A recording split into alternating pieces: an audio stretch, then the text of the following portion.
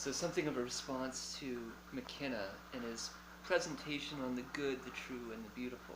It's a very fascinating perspective, and in summation, he's kind of suggesting that the humans, because of the humans' capacities, uh, the the beautiful is the thing that we ought to orient towards, primarily in some sense at least, in that it's ever present and easy to grasp as the simple beings that we are.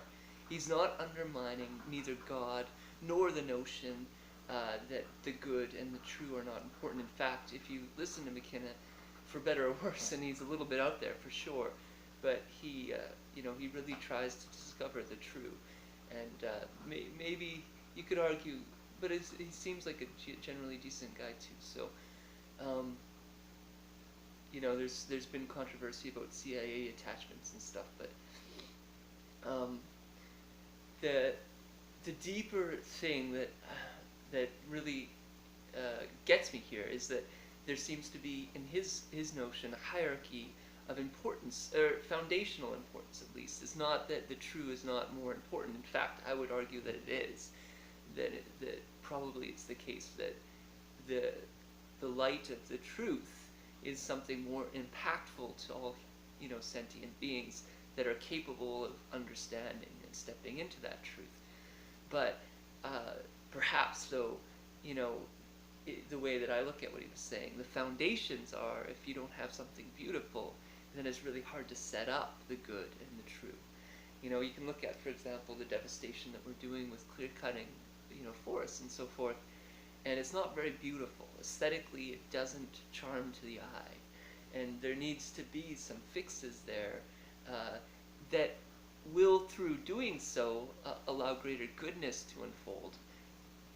That is to say that by aesthetically enhancing our urban environments and our rural environments and all these sorts of things, the consequence, in my opinion, will be a greater flourishing of goodness towards these sentient beings.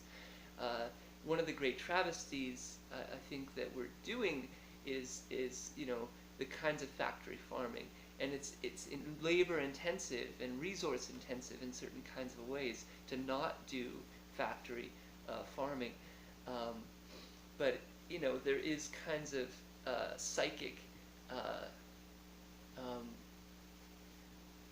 repressions to these animals that are living those kinds of lives. I think it's undoubtable. And we can deny it all we want, but it's kind of a silly thing to try to deny. So by making that kind of stuff more beautiful, goodness will follow there through. And then from that, new truths should open up, because new kinds of societal structurings will have taken place, and then we can kind of rethink the human vision. And this is just one aspect. There's many other aspects, but this notion of beautifying things first, focusing on the beautification of things, and then therefrom the goodly things. And he mentions God, and I think that might be a very important notion. The most of us, maybe there's certain few that do have direct witness and capacity to communicate with God. And I do personally think there is a God, but for the most of us, we don't. There's a distance, there's a gap there, and without that knowledge of this kinds of transcendent wisdom of what is of goodly order, or direct, we can look to the books and stuff, but it's not direct. It's not, there's I think a good distinction between esoteric and exoteric religion. The contemplative prayer type, where you sit in the closet until you find God, is the esoteric kind. And then there's the exoteric, where we go to church and so forth. And not saying that is totally unuseful, but it seems that if we're actually going to know the goodness of a transcendent God, that's the esoteric method would be the only way that I can see that would be a fairly definitive proof.